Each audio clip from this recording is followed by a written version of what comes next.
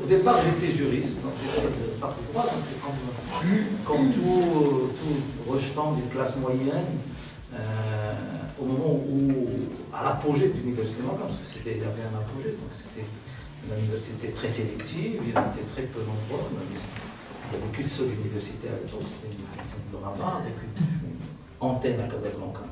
Et donc, à une époque aussi où politiquement les étudiants étaient beaucoup plus, petit peu, il était constitué une grosse élite et il était très impliqué aussi dans la production de l'université elle-même. Ce que l'université faisait, que lui-même était un acteur majeur de la scène politique marocaine, en tant qu'organisation. Et je suis arrivé à l'université, je pense, l'année où il est intégré, où lui-même était intégré, en 72. Donc lui-même était au 17e congrès, il est suspendu, et après il est intégré.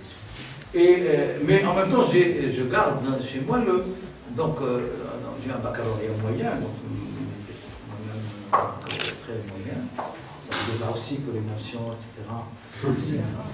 C'est pas qu'il ne signifie pas grand-chose, mais c'est quelque chose que les gens peuvent se rattraper dans des parcours, dans des rencontres.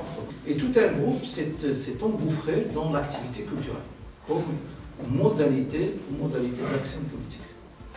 Une des modalités d'action politique, c'était donc l'activité qu'on a choisie à l'époque, pas par rapport à la fac, c'était pas des choses qui étaient liées à la faculté, mais c'était des choses qui étaient plus liées au quartier. Donc on était à Rochetan de Saint-Anne, donc c'est un quartier populaire de Casablanca, où on avait la chance d'avoir comme d'ailleurs le Casa, comme d'autres, mais d'avoir un noyau d'activités culturelles assez important dans la maison des jeunes, et où il y avait à la fois une troupe de théâtre qui s'appelait Bessin, dont la moitié était en prison juste une année après,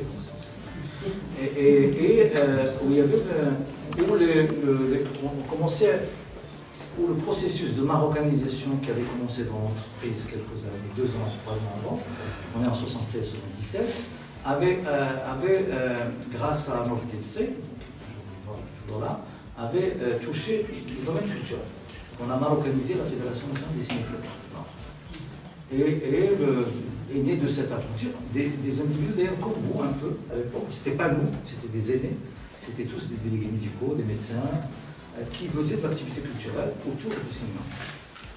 Donc on invente le lien qu'on peut. Et pendant ces années de plomb, ce qu'on ne sait pas, donc les années de plomb, où la politique était interdite, c'est des années vraiment de prospérité du ciné-club. Il y avait à peu près 50 ciné-clubs à l'époque. Dans le tout petit peu, moi j'ai fait des animations à Disney. Quelle est la situation sociale marocaine au jour d'aujourd'hui?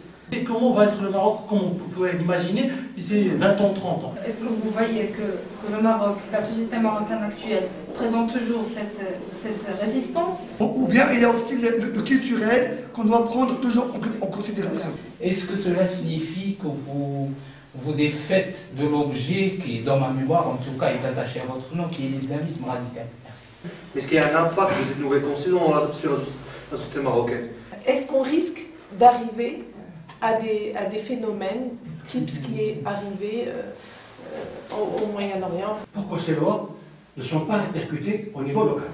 On a plus de possibilités de s'exprimer, mais en même temps, on ne s'exprime pas.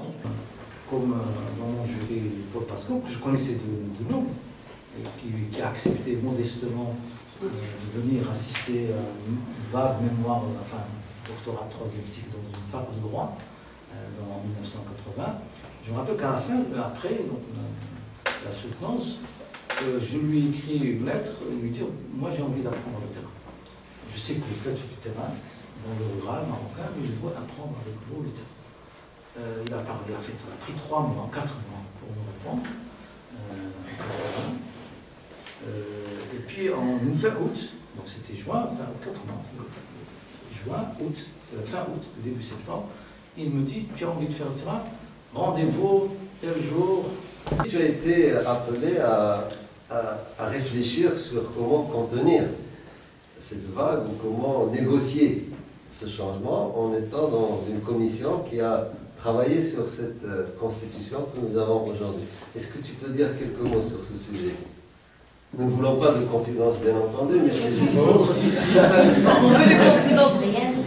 Ça, dans cet apprentissage par le terrain, a conforté un peu ces idées sur l'importance de respect de l'autre, de respect des savoirs qui existent chez l'autre, d'essayer de comprendre sans juger, surtout. Comprendre comment les gens sont organisés sans avoir à juger de la façon... On peut avoir ses convictions, bien sûr.